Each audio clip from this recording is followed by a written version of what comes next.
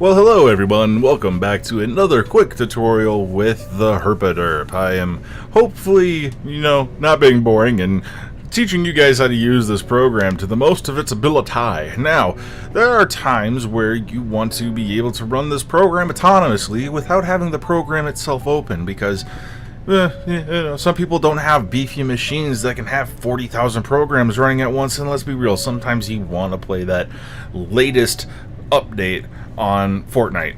I mean, let's just be real. Everyone has multiple programs running, but not everyone has a $4,000 rig to run it. So what we're going to do here is a super basic how to run the bot autonomously or outside of the program. Now this is actually quite simple and very quick to do. What you have to do first, and I would say probably the easiest, is if you go to the website nodejs.org, it will actually give you just straight in download for Windows. Now, I know that we have some Mac users out there, and I know that there are other versions that you can use for Mac. I know that if you go to the other downloads, you can usually get away with, finding stuff there. I'm not a Mac user. I apologize if I'm not making it the easiest for you guys, but hopefully, someday I'll get around to making something for you guys on the Mac. But you go to Node.js, usually just do the recommended download. You can do the current one, but that is still, it's like a beta. It's the live, it has the latest features, but has not been debugged yet. So you might run into crashes, you might run into other issues, and it's not always the most compatible. So if you run the more recommended version, usually it's a one-time download. You can just stick with it. You rarely have to update it. You can if you want to. Almost never have to. So download that program into it, and once it's downloaded, you pretty much don't have to do anything with that program.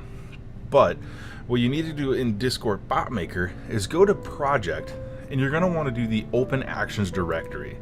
When you open the Actions directory, it'll take you to a page that has all these really cool JavaScript files. What you're going to want to do is hit this cool little back arrow to move up a folder. You're going to want to copy and paste this action folder into your, give me a second here, into your main bot directory. And you can get to the bot directory by pretty much going into that page. It'll just take you straight to it, and you're going to want to paste it here. Now everything here is the bot. This is what you can pretty much have to run the bot autonomously, but you still don't have anything to start it. So to start it, you need what is called a batch file.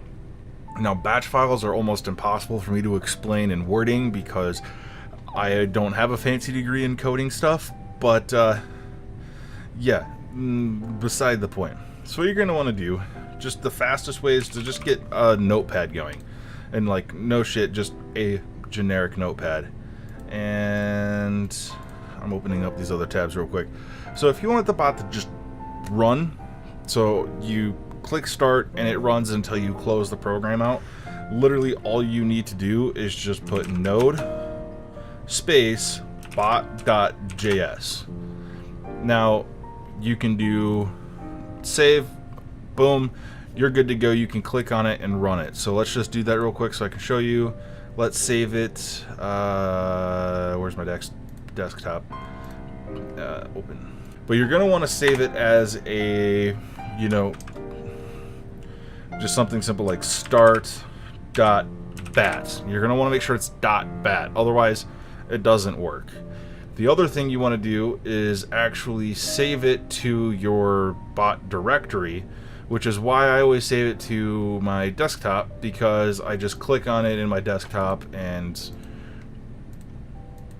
all files, you're ready to go. You save, done. Now you can minimize your notepad, and guess what? I had my directory open up here.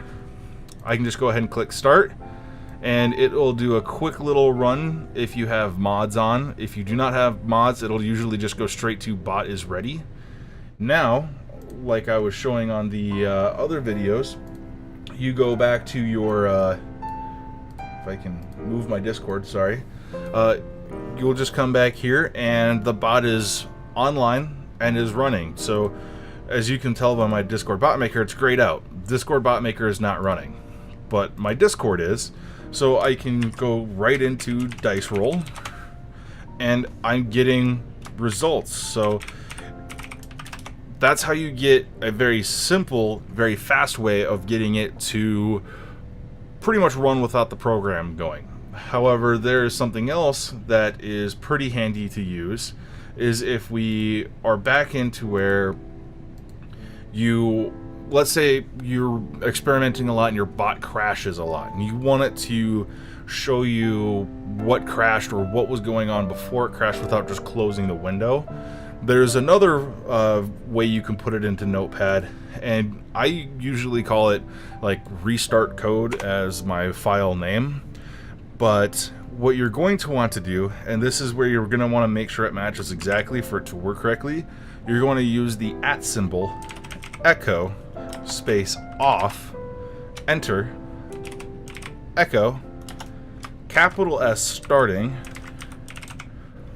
dot dot, enter, colon, not semicolon, colon, lowercase main. This is where that node space bot.js showed up before. That's where it's pretty much pulling that, start file from.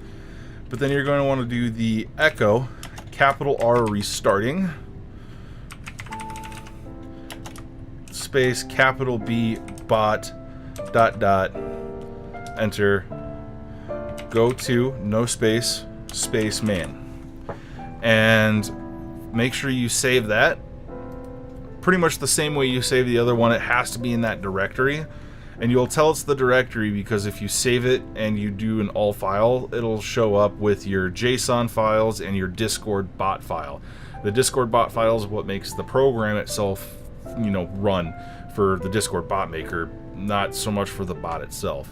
But now if I were to click the bot start, it would go straight into bot is ready, and if it crashed, it would, usually give like unexpected return of blah blah blah, and it would start over and the bot would say bot is ready again once it started. That way you can usually leave it running on your computer, walk away, go on vacation, come back, and as long as your computer didn't have a stupid Windows update, it'll still be running and up and fine and dandy, and everyone's, copacetic and happy and having a great old time.